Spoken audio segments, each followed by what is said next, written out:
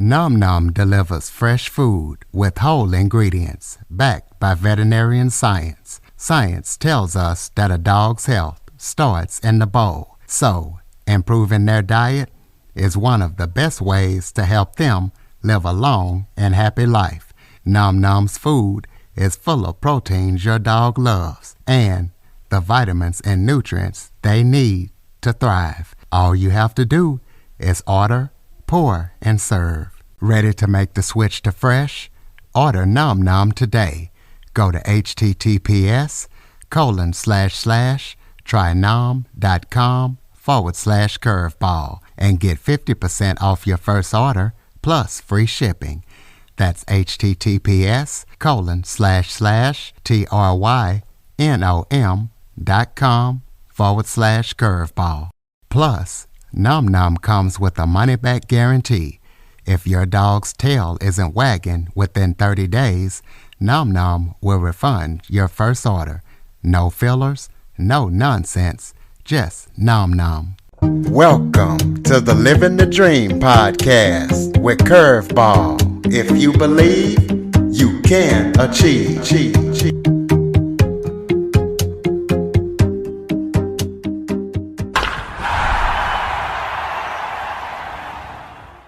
Welcome to the Living the Dream with Curveball podcast, a show where I interview guests that teach, motivate, and inspire. Today, I am joined by Di Manuel. Di is a digital thought leader, author, distinguished Toastmaster, and keynote speaker. Di lives a contagious lifestyle. He is on the mission to impact 1 million role models around the world. So we're going to be talking to him about his message. He also says he's a super dad dating his wife. So we're going to ask him what that means as well. So Di, thank you so much for joining me today. Oh, Curtis, thank you. I really appreciate the opportunity to be here to connect with you and the listeners and really just having a great conversation. So I the fact that you've got a platform that is geared to just really help inspire, educate, and really motivate all of us, to wanting to do 1% more. You know what I mean? Like, it's that little bit extra that we can achieve every day. And if we do that over a period of a lifetime, my goodness, we end up somewhere completely different than where we started. So, Wow. Just want to say thank you. Absolutely. And I know exactly what you mean because you say you like to teach, motivate, and inspire in a fun way. So start off by telling everybody a little bit about yourself. Well, I'm at this place in my life now where I'm 45 and I'm staring down the gun at 46, which is less than a month away.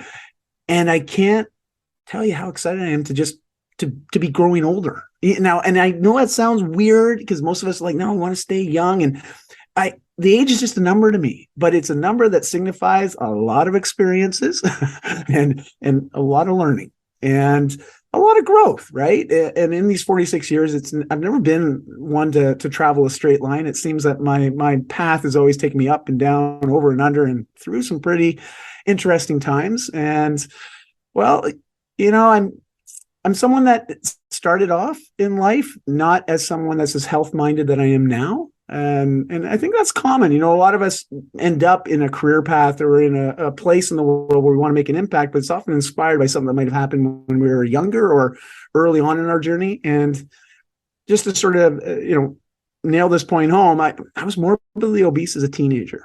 And for someone that's worked professionally in the health and wellness industries for 28 years now, a lot of people just presume I've grown up and I've always been someone that's been active or healthy.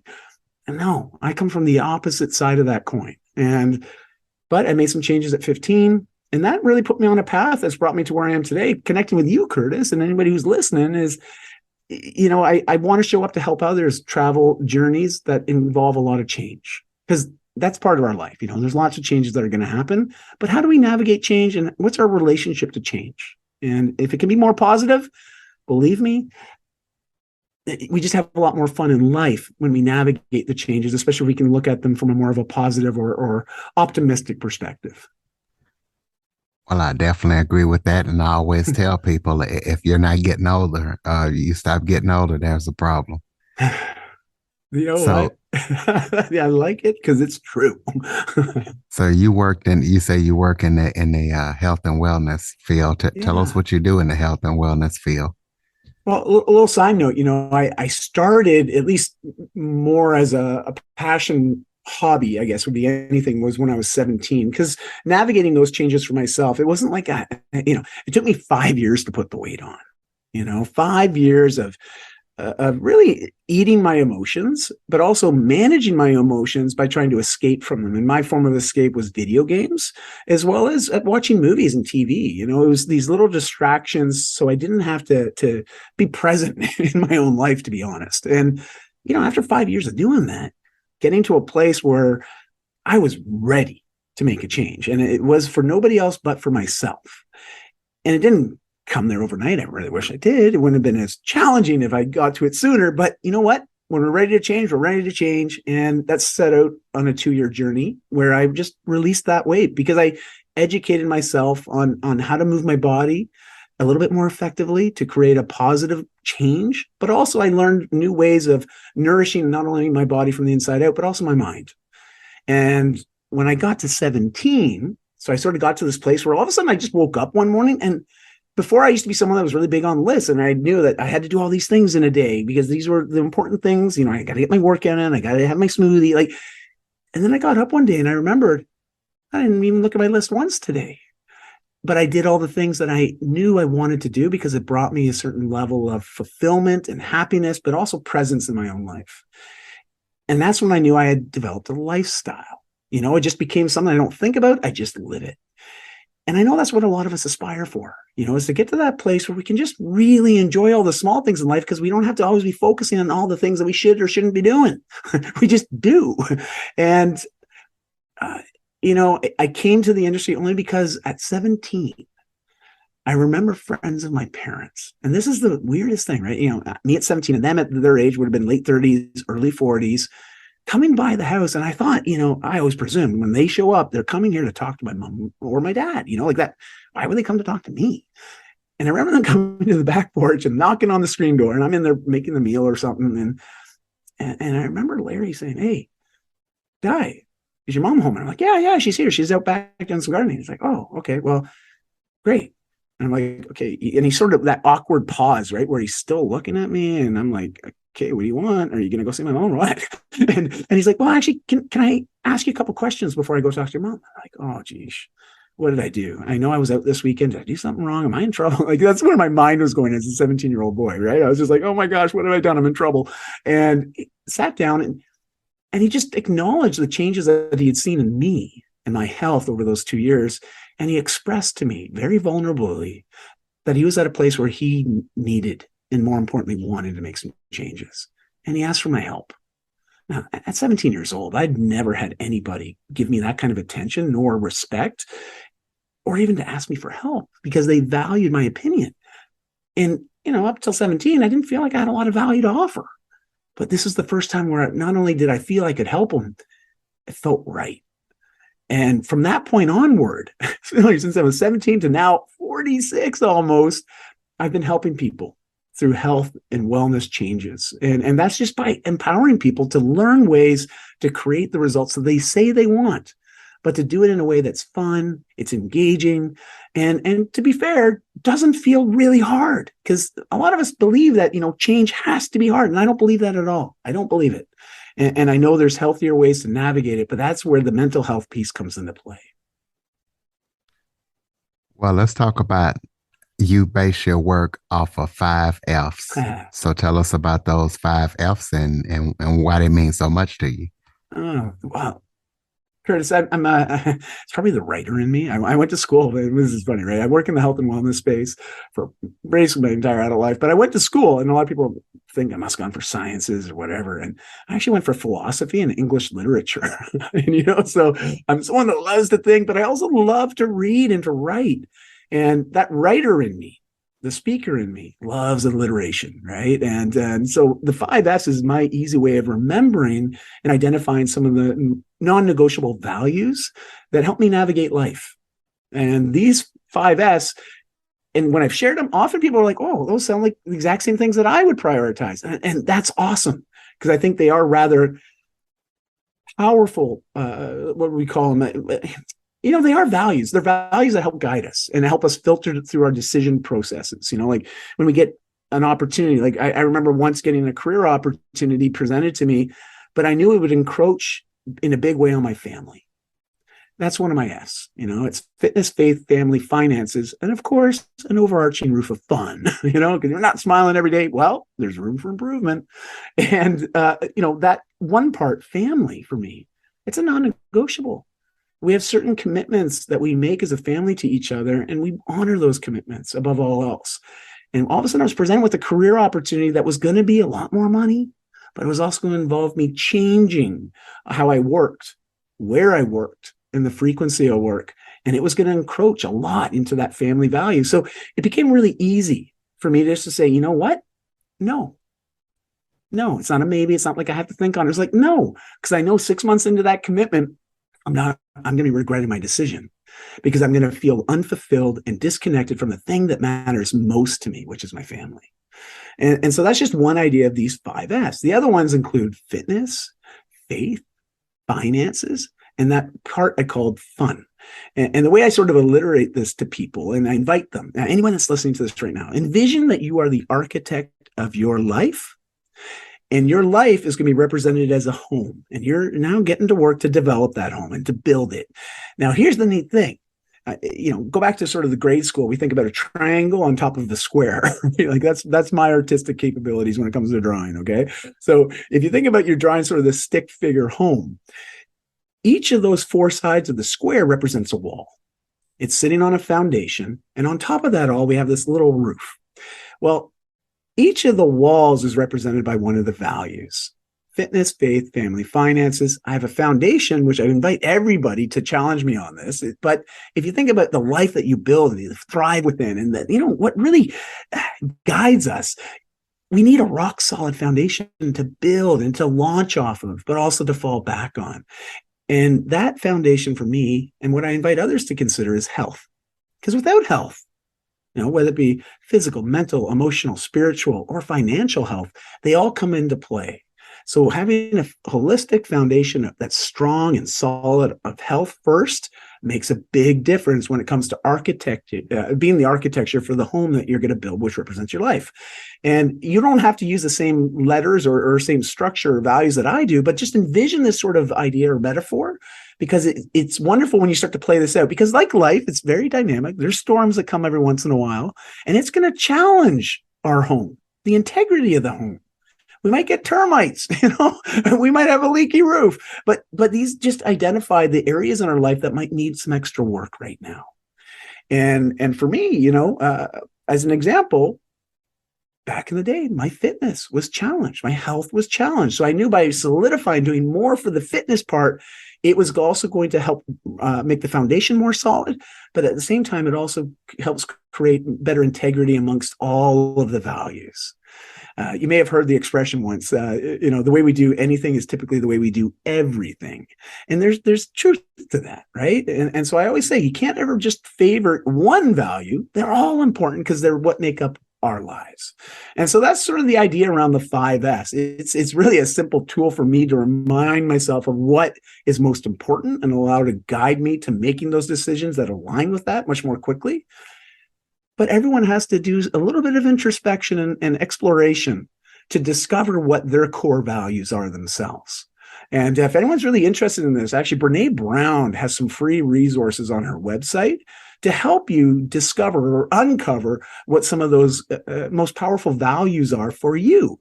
Because the clearer you are with that, the more confident you'll become.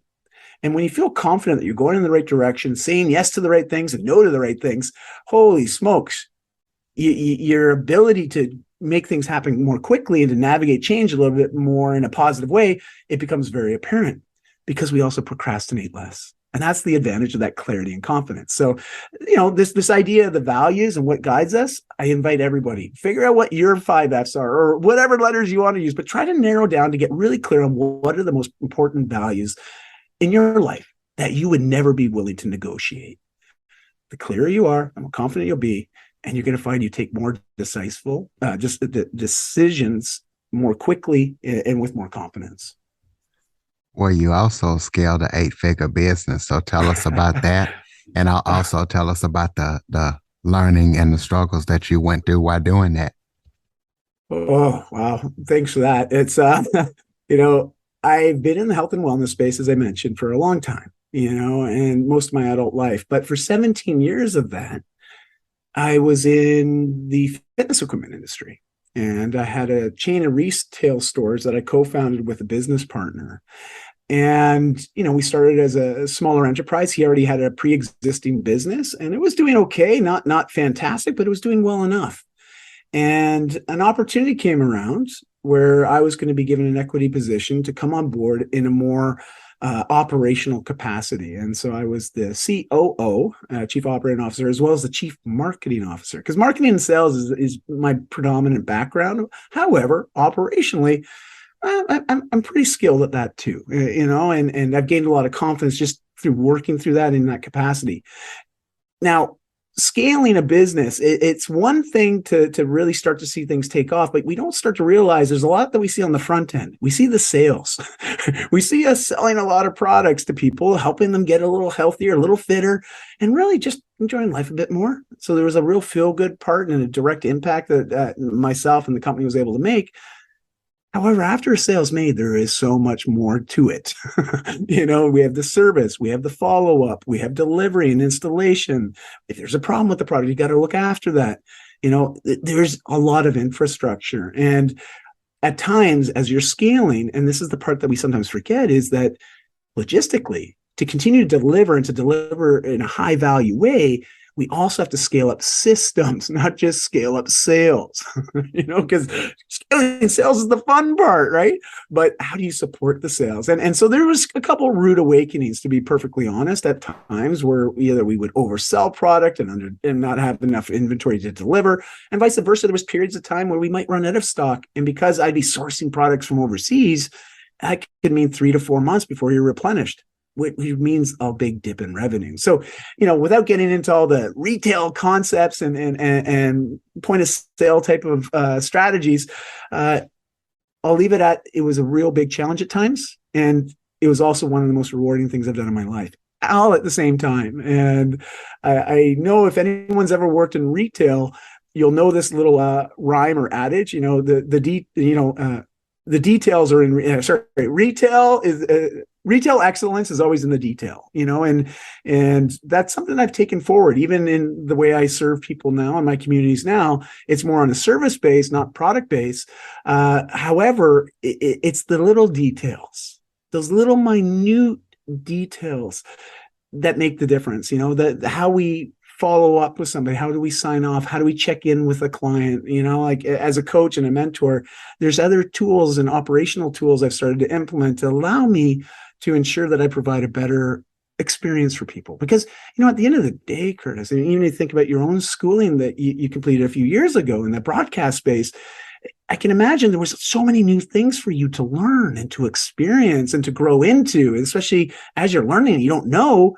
It's hard to be confident about our decisions and choices that we make and then actions that we're going to commit to. But with the right tutoring, tutoring is more school appropriate, but with the right mentorship and coaching, it's incredible what we can unlock in ourselves. But sometimes it takes a third party that sees potential in us that we can't see in ourselves when we look in the mirror. But if they can tease that out of us, holy smokes, a lot can happen.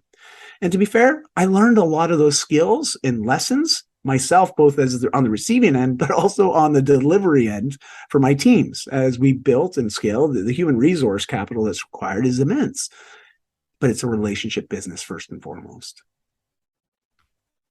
Absolutely. Speaking of relationships, you say that you've been dating your wife for 21 years. So explain to everybody what that means. Yeah, and we're just into our 22nd now, actually, which is pretty cool. This idea of intentionality with anything, right? The way we show up for ourselves when no one's looking, that says a lot about our character. And I realized early on in my relationship with my wife that there was one way I would show up, and then there'd be a completely different way I would show up if there was other people around.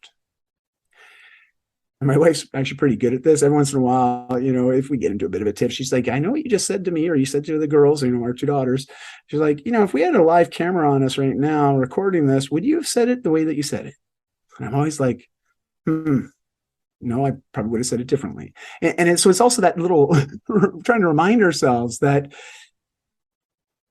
who do we want to be? How do we want to show up?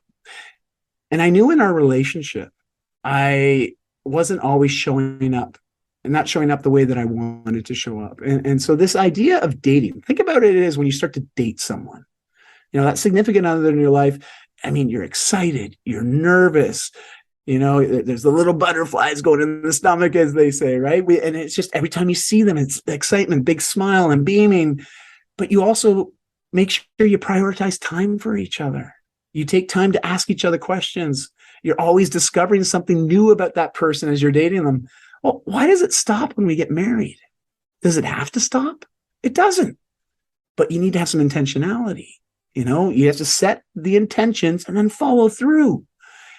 And the neat thing is, by referencing that, and we both refer to each other that way, she's like, I'm dating my husband, I'm dating my wife. And the reason is we prioritize time for each other, but we're still discovering who we are.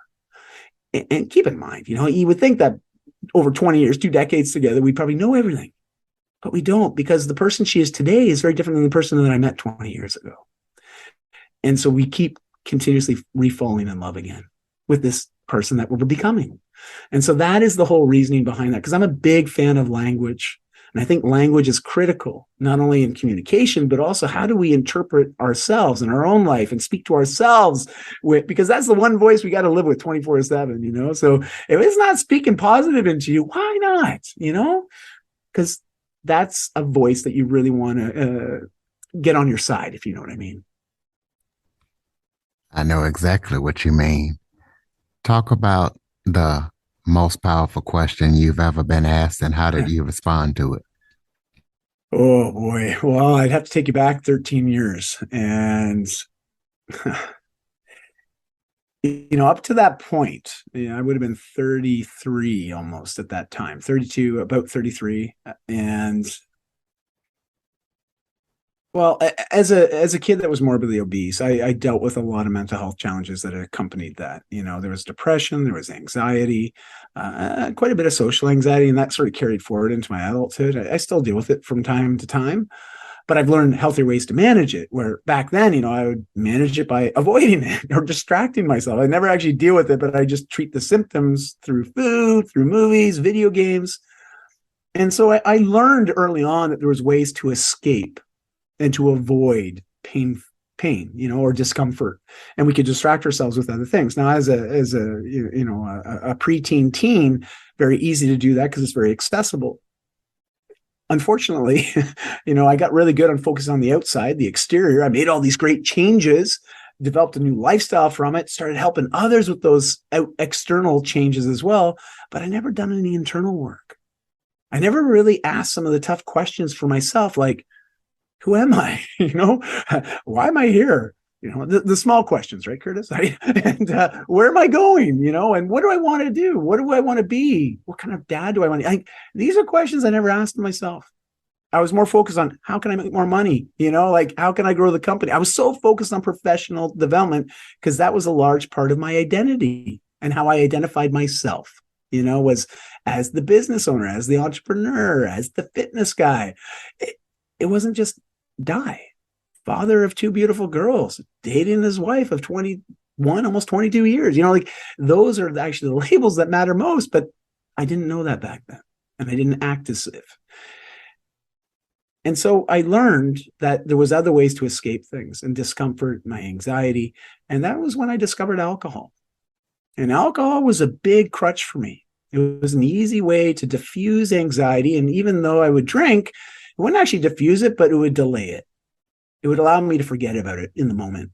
It also allowed me to connect with people differently. I could go to a very public function. There could be lots of people I don't know there, get a few drinks in me. I'll go around and talk to anybody. I really became a different person.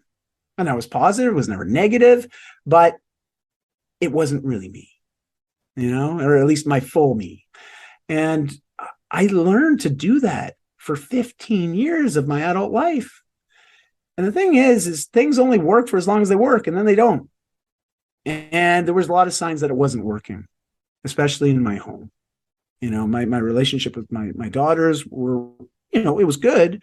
I don't think it was great, but they didn't know any better. Both were under the age of 6 at the time, 13 years ago. But my relationship with my wife was quite strained because she saw this habit and she saw how it was taking over and becoming more and more dominant. And I would always justify my actions very quickly, be like, I work really hard, I provide for this family. Like I was always trying to justify why I was drinking or drinking so much. And 13 years ago, she sat me down and started to ask me very specific questions around what it was going to be like to co-parent our kids when we divorce. I alluded to you before, Curtis, family is one of my core values. It's what's allowed me to achieve a lot of what I've achieved in my life. It's also given me a lot of great direction in life by aligning with that value. And all of a sudden, I came to a realization that, based on all the choices and my lack of action when it came to learning new ways to cope with some of these negative feelings and mental health challenges I was navigating, that I was going to lose that value. More importantly, the thing that I mattered most, which was my wife and my 2 kids. Now, the conversation continued, and my wife was looking at me, and a little side note, she's a tinge of ginge, okay? A big redhead, big smile, big eyes, beautiful woman, absolutely adore her. And she's looking at me across the table, and she's got these mean eyes, right? Like she's at her wit's end. She's put up with so much. As I alluded, we were together for about 10 years at this point, and she'd seen this pattern. I'd made a lot of promises, but I also had not met a lot of those promises. And she was at a place where she's like, we can't do this anymore. This is not a conducive environment to raise our kids in. It's not healthy. And this was the hardest part, Curtis, because I realized in that moment that there was nothing that I could say that could justify the person I was showing up as. There was nothing. And she was in the right. And so tears, were shed on both sides. And we got to this place where I was pleading. I really was. I was wanting another opportunity. I wanted one more chance. I wanted to make it right. I wanted to make a change. I wanted to be that man for her and that father for my kids. And I just wanted to align with who I had always said I wanted to be and who I believed I was at times. And she looked at me and she asked me a question. Now this is the question, Curtis. And for those that are listening to this, I'm confident that if you take this question, you reframe it any way you want, it can also become an equally clarifying and life-changing question for you. The question was, Di, are you being the type of man that you would want to marry your daughters? It was like instant, like, pardon the cliche, but it felt like I got hit by lightning, like it was this ultimate full body experience where I realized, holy smokes, if someone like me showed up to want to get close to the ladies in my life and they were acting like who I was 13 years ago, there's no way I would let them in the door. But yet that's who I was modeling to my kids, to my wife, to friends, to family, to coworkers. I was saying, this is the man, this is the dad, this is the husband, this is the father, the business owner, the community leader. Like that, I was representing that and modeling that to everybody. But on the flip side, I was living a very different life. And it was in that moment, like literally within moments, I sat my wife and my 2 daughters down and I made a commitment, more importantly to myself, that I'd go 1 year without drinking. And I told them that. My eldest daughter at the time, Chardonnay, she's was 6 at the time, had these, she had a lazy eye. So they were correcting that by giving her these really heavy prescription glasses. You can imagine up here in Canada, there's a show called Trailer Park Boys, and there's a character named Bubbles. And if you ever Google him, you'll notice he's just got these big, big glasses, right? Big eyes. And it was rather funny because she's got these big bubble eyes looking up at me and she's like, oh, so no coffee, no pop. She starts listing off all these drinks, right? And I'm like, well, no adult drinks. And so I was like, oh, okay. And so it was really fun because it actually brought a little bit of levity to this very serious moment for all of us, especially for my wife and I. And, after that chuckle, we acknowledged it. They acknowledged me and my commitment, because this is the first time I was making the choice for me. I wanted to change for me. but of course they would benefit. And that set in motion a lot of work. I finally stopped focusing on all this external work and started doing more of the internal work, really working on my mindset and my perception and learning new tools to navigate some of my mental health challenges as well. And it was amazing. But it was also one of the hardest years I've had. I'm just full disclosure. I'm not here to paint a beautiful picture. I'm just telling you the truth. It was hard. I needed help and I didn't know how to ask for help. And that was the hard part, and because I didn't understand how to be vulnerable and to do it in a way that invited others to help me, and it was really hard. It was really hard. And I got some help. I worked with a psychologist. I worked with a counselor and a relationships counselor. And that was about the first 6 months. And it was great because it gave me a lot of new ways to unpack and to navigate some of the feelings I had been experiencing. And also learning that it's okay to ask for help. There's nothing wrong with that. And actually being vulnerable, it's not a strength, it's a skill. And it's a skill we can all develop and encourage in each other because it's what connects us all, helps develop deeper understanding. I mean, think about any relationship. How does it get started? Well, it gets started by sharing personal information with one another. That's an act of vulnerability. It doesn't mean it's always a negative thing, which I always believed it was. So I had this paradigm shift in that first 12 months. At the end of it, and this is where I'll sort of end this part of the story, was I remember my wife and I sitting down on the couch and she's like, man, it's been a whole year. You did great. I'm so proud of you. Do you want to share a bottle of wine together to celebrate? And I remember looking at Christy and I was like, so much has happened in this last 12 months. So many great changes that I never thought were even possible. What happens if I just keep going a little bit longer? What's possible then? Sure enough, 13 years later, I'm here talking to you, Curtis. I still haven't had a drink. I don't even think about it. It doesn't even register for me because I have a lifestyle that is just not a part of it. And my wife drinks, no problem with that. I have friends that drink.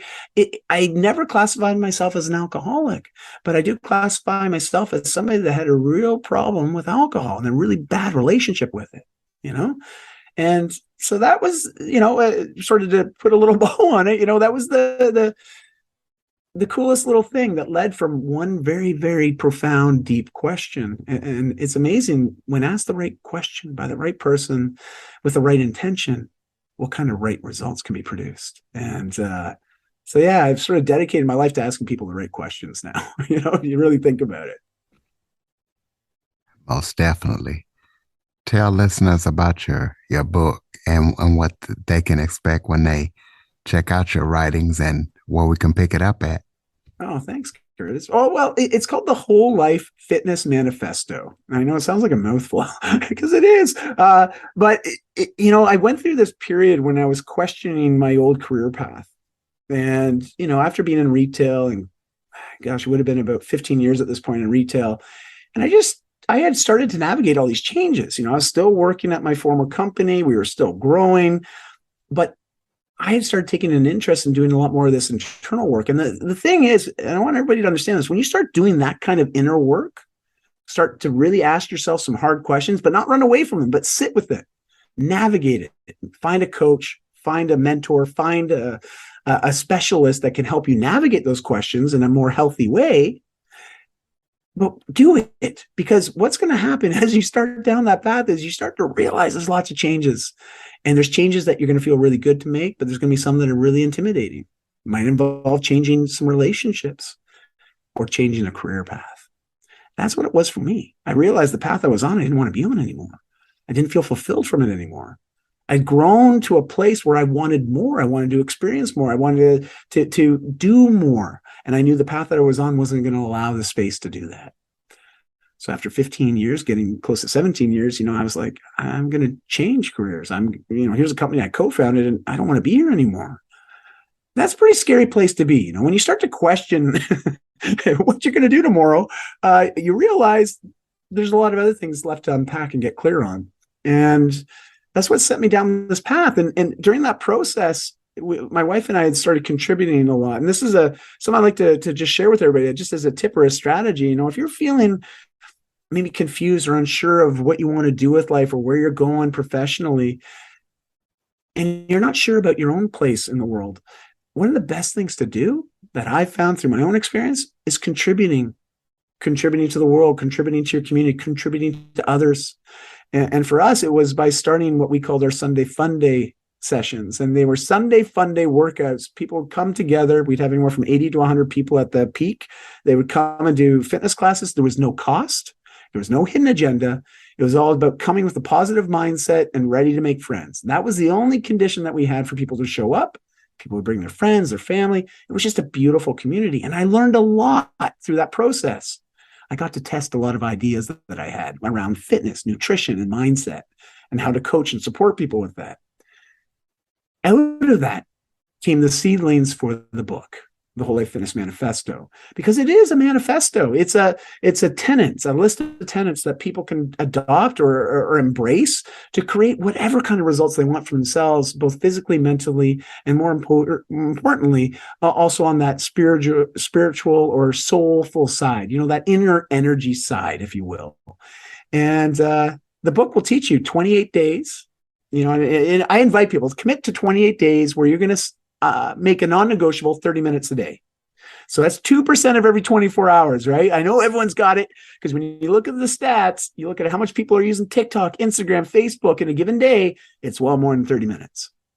So I know people have the time. 30 minutes, if you can give me 2% of every 24 hours and make that a non-negotiable commitment to yourself, I've got the best strategy for how you can get the best results with that 30 minutes a day. And it involves 15 minutes of movement with purpose, 5 minutes of mindful meditation, 10 minutes of personal development. And it's all laid out in the book, and I've also got it published on my website for those that want to just read it. I want it to be accessible. I don't want dollars and cents to get in people's way. So I have made most of the content free and accessible for my website as well, diamondwell.com. And, but that's it. That's really the book. It helps give people a process or a pathway to optimizing body, mind, and spirit, but doing it in little micro commitments every day. Because again, to try to change our lives, and I love it because every January 1st, I see so many people get really excited and really positive about making big changes in their life. Often, and when the statistics will show this, one of the most common ones involves our health and our fitness, wanting to see positive changes in that. But here's the thing, if you're trying to do a full 180 on your lifestyle overnight, it will be really hard to sustain that. Think about a big cruise ship. Those things are massive. If those things have to do a 180 turn, it takes it a long time. Okay. It's got to go out, and it does this massive half circle to get back to the other direction. The changes in your own life are very similar. It takes time and frequency and persistence and dedication. And yes, there's lots of those things that come into play to navigate the change, but you have to be committed to following through with it. And I invite people to do little bits of changes every day. And at the end of 28 days, I've never had anybody come back and say that they hadn't achieved something amazing. And it's only the stepping stone. I like to let people know this isn't the end all be all. And I would never portray it as such, but it's a great place to start. Tell us about any upcoming projects that you're working on that we need to know about. Oh, well, thank you. If anyone's seen my TEDx talk last year, I talked quite a bit about vulnerability and just really how I developed a healthier relationship with that. Also talk about giving up alcohol, but more importantly in the talk, I talk about the men's groups that I'd started facilitating and co-facilitating during that part of my journey over the last 5 years, and just how it's really supported me in supporting other men or creating a space where we can just come together and be authentic, be open, be transparent, to practice what it means to be vulnerable man to man. Now, again, I'm a man who identifies as a man, and there's other groups out there for other people for how they identify. And I'm not here to say to go to one or any. I'm just saying find one that you feel like you belong to, because in having that community, it's so empowering. And for me, that's one of my passion projects. I continue to move that needle forward. We've been doing them online now for a number of years since COVID happened. But just now, as we're coming out of it, here in Vancouver, I'm starting up an in-person one again. And I'm so excited about that. Now, of course, I know a lot of the listeners who probably don't live in Vancouver, but don't worry, if you ever come, there's a Mentorship Monday group that you can plug into, And of course, we'll still continue to do the ones online, but that is something I'm just really excited about. They're free. There's no cost. if you're a man that's looking to develop deeper skills around vulnerability and authenticity and just deeper connection with other men, I'd like to just extend a hand and say, come along, come visit, come check it out. That's one thing that's got me really excited these days, and it's a real present passion for me. And like I said, there's no hidden agenda here. It's just a small invitation for those that sounds like something that you're interested in or curious about. Well, just reach out to me. I'm happy to provide the details and have you come along as a guest. Ladies and gentlemen, diamondwell.com. Close us out with some final thoughts, maybe something that I forgot to touch on that you would like to touch on, or just any final thoughts you have for the listeners. Oh, okay, Curtis. Well, first of all, I just got to say thank you, Curtis. It's wonderful that you host a platform and really a podcast that allows for these kind of, just conversations to evolve, but also more importantly, makes this information accessible to all of us. So I know sometimes there's not a lot of thanks for what you do, but I just want to say thank you. Thank you for, really taking the time out of your life to make this happen and provide this value for all of us. And, I just feel so honored to have been here today. And I guess in closing, if I'm going to share something that I learned from a meditation teacher that I had. And to be fair, I think they were just quoting Buddha, because it was about 2,500 years ago, this wise guy named Buddha, he said, don't worry, this too shall pass. And I think that's a really interesting statement, because it's this idea of staying optimistic and recognizing, we're going to have a lot of hardship in our lives, or Buddha would refer to it as suffering. It's just our lot in life. We're going to have those. We're going to have the down days, but we always can navigate and get through those. They will pass. And so I always thought that that's what he meant by that quote. But my meditation teacher gave me a completely different understanding. And I'd like to impart that on everybody that's listening today. When he said this too shall pass, he was actually also referring to all the good stuff that happens in our lives. That first kiss, that first date, the first time you see your child, take that first step. The first time you said, I love you to that significant other in our life. There's lots of firsts. There's lots of amazing things that happen in our life every single day. But this too shall pass. So don't be so rushing, don't start thinking about what's happening tomorrow and think about what happened yesterday. Just be present for your life as it happens, which happens right now. Because all the good stuff and all the bad stuff, it will pass and you'll never get it back again. So be present for when it happens. And that's really all I'd like to leave with you today. That's right. And ladies and gentlemen, this episode has passed, and I want to take the time to thank you, because it's guests like you that make this show possible. I always tell everybody it's not about me, it's about the guests and about getting the listeners what they need. So listeners, go to diamondwell.com and check out everything that Di is up to. And Di, I want to thank you so much for gracing us with your presence. Thank you, Curtis. Really appreciate the opportunity, and it was wonderful to be here today.